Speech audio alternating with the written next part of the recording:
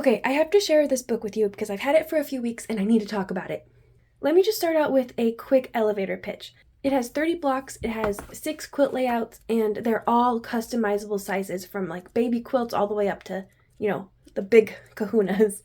It lends itself to creativity, getting your creative juices flowing, and just trying new combinations that you haven't tried before. And it's perfect for the new quilters who sort of want to dip their toe into their own quilt designs without having to do all of that obnoxious quilt math, right?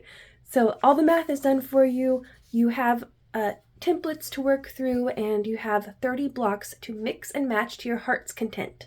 So all in all, really fun. 2 thumbs way up. If that's all you need to know, I have left the link down in the description box. Check it out.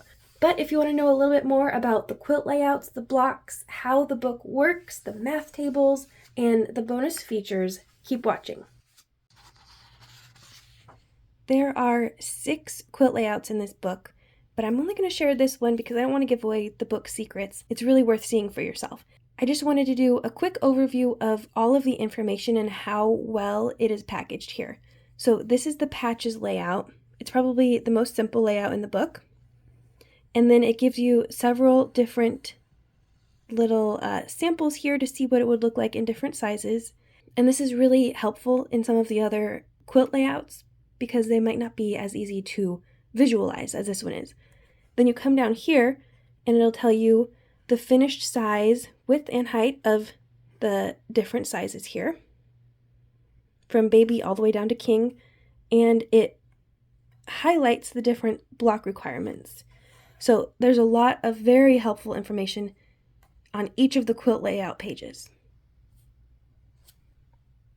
I also want to take a moment to look at the block pages. So there are 30 of these, but we're going to focus on 24 because it's a half square triangle, and I think I'm not giving much away with this one because as quilters, half square triangles are, some of the first things we learn. I think we can all wrap our head around this by ourselves, but I want to show how the blocks are presented in this book because it's amazing. So first we have the block itself, but then right here we have other blocks from this book that it pairs well with, which is great insight from the author. We have how to make them, which we're all familiar with. We've probably done half square triangles several different ways. But the really valuable stuff is right down here.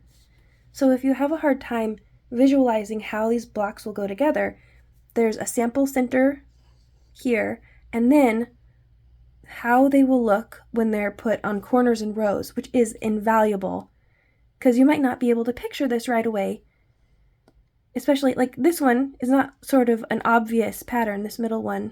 So really valuable here, especially with some of the stranger shapes, which I'm not going to share. You'll have to buy the book to check it out. And then up here it has a page directing you to the math. So you don't have to go and sort of flip through the back part. You can go directly where you need to go. So let's look at the math page because I was a little overwhelmed the first time I looked at it. So here is what the math tables are going to look like, which there's a lot of information there. And it also takes you back to the design page for the specific block, which is great. So let's zoom in real quick so we can get a better look at how to use this table. So the first column here, underneath the pound sign, is the number of blocks you want to make. So it goes all the way down this page and across for 56 blocks. Then the next column is inches, and this is indicating how much fabric you need to buy by inch at the fabric store. So 2.5 inches all the way over to the other side, 70 inches. So it's not in typical yards because I think they just wanted to keep it consistent throughout. So there's the fabric requirement for both fabrics, fabric 1 and fabric 2. And then the next part is where I was a little thrown off for a while. I don't think I've ever seen fabric requirements written this way. Maybe I've been living under a bush, I don't know.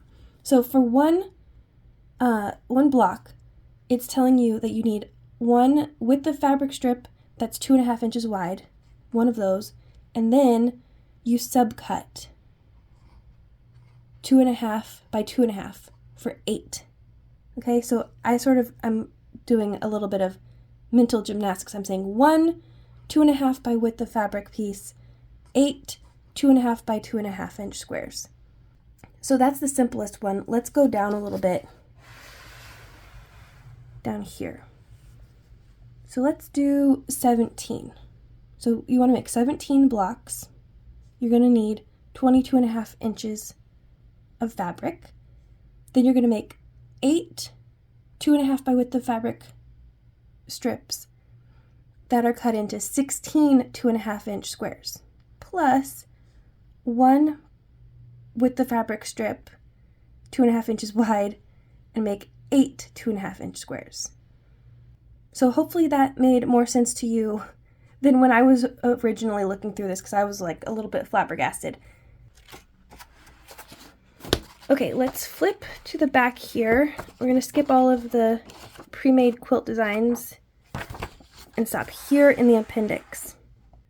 So underneath this super stealthy post-it note, there is a QR code that you can scan so that you can get a ton of different printables that you can use, including printables of these worksheets here. I'm not going to show the whole thing, but they'll help you figure out yardage and plan your blocks and everything. They're fantastic. If you follow that QR code, you'll be brought here to broadclothstudio.com, and you scroll down a little bit and you'll find the printer-friendly worksheets they're the worksheets that are in the book, but these are ready to be printed and reused and all that glorious stuff. Then if you scroll a little more, you have block cutouts and layout charts. And this is really great if you don't have a design program that you can work with. You can use printer-friendly PDFs, or you can use Canva, which is free and very user-friendly. So those are great options. But you can also use a program called Prequilt, which I'm not super familiar with. I think that needs a subscription, I'm not sure. And then there's Adobe Illustrator and PowerPoint if you have those programs already. But let's take a look at the printer-friendly ones. So you have block cutouts all together, then you have individual block cutouts, and then you have each of the different layouts. So this is what the PDF printouts look like. You have them in, you have each block in 2 different colorways. So you'd pick out the blocks that you want to play with, open them up, print them out, and then you would cut up the sheet. So you have a bunch of mini blocks. Then you would pick out the layout that you want to use. So I downloaded the quadrant layout here, and you'll see that you have it in multiple different sizes and orientations. So you just pick one out. Let's pick this one out. And you would print that out, and you can see what your quilt's going to look like manually if you don't want to use any of the digital options. So that's a lot of fun, and also I think it might be a great way to get kids involved with this, with designing a quilt. This book literally has like endless possibilities with the quilt layouts, and I found myself sort of puttering around in front of the TV a lot, just playing with different layouts. And I started with this one, and you can see I kind of just threw everything at it. I eventually realized that less is more, both in choosing the blocks, but also in choosing the colors that I used. I found that I really enjoyed a really limited color palette and not as many blocks. So that was the first one I did. And then I did this one. And for some reason, a lot of the ones that I designed started looking very much like a QR code. So as complicated as this one might appear, it's actually just one block. These are all the half square triangle block. So that's pretty cool. And I really like it in the black and white version. Moving on, I went way overboard again. And doesn't this look like a QR code too somehow? And this is interesting because this is a quadrant layout, and I used the same quadrants in 2 different ways to get 2 very different looking quilts. So these are the same. And then I got stuck on stripes for some reason. And I started feeling pretty patriotic. I don't know why. I don't normally like to decorate with patriotic stuff, but for some reason I was digging the stripes. Because here's another one, just a little bigger. And then another one. And then finally I landed on these stripes, which I was really liking. but I thought maybe make it a little smaller because these are, each ring is made of 2 thicknesses.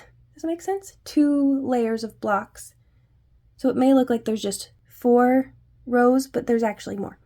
And I shrunk it down, and this is the one that I absolutely love. This is the one I'm going to end up making because it makes my brain feel fuzzy, and I really like it. And there's like this weird illusion of depth that I just love.